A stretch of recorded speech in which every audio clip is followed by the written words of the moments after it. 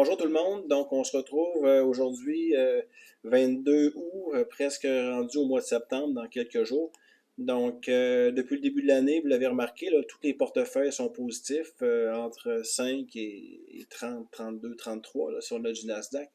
On avait parlé la dernière fois, le Nasdaq, les technologies ont très bien fait.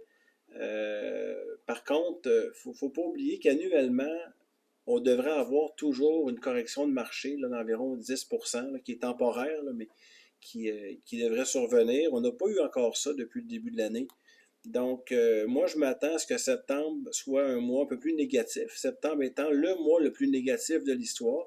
Donc, je vous rassure, il n'y a pas d'inquiétude à y avoir. Le mois pourrait être un peu négatif. Ça va nous créer un peu d'opportunités parce qu'on a mis beaucoup d'argent de côté pour certains d'entre vous qui ont soit vendu leur maison, leur entreprise ou qui ont des liquidités importantes. Là.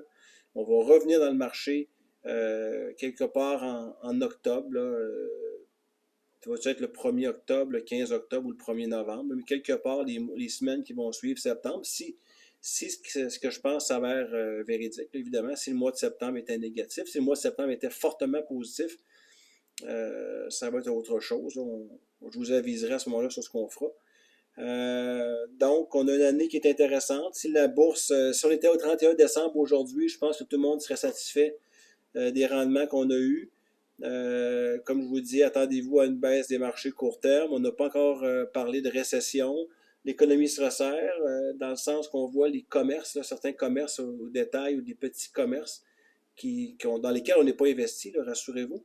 Mais on voit que dans le marché, là, sur certains clients, la, la, la, la hausse de taux d'intérêt frappe un peu, donc ça vient un peu resserrer les finances personnelles.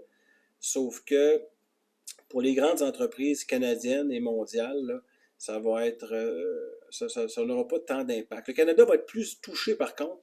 Je sais que le Canada va être un peu plus touché dans les prochains mois que le US ou même l'Europe peut-être là, pour la raison bien simple qu'il y a beaucoup de taux variables au Canada et l'endettement des Canadiens est élevé. On est dans un pays où est-ce que les taux variables sont très populaires, contrairement aux États-Unis.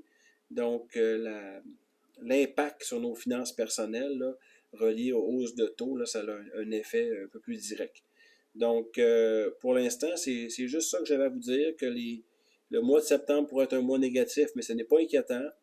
On va revoir une fin d'année, il faudra voir la fin d'année comment se comportera le marché, mais on est dans une période extrêmement intéressante. Là. Moi, je pense que 2024 pourrait être une année, peut-être même avec un peu plus de rendement que 2023. Puis 2023, on a une belle année. Là. Puis là, les hausses de taux, quand on va arrêter officiellement d'avoir des hausses de taux, ben là, on va entendre parler de baisse de taux. Là, les marchés vont beaucoup apprécier ça, puis ça va avoir un impact sur nos portefeuilles.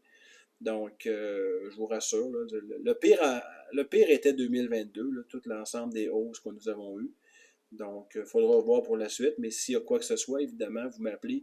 Ça va me faire plaisir de vous parler, puis on regardera votre situation personnelle là, un peu plus en détail. Donc, passez une belle fin de journée. Au plaisir de vous parler. Merci beaucoup. Bye bye.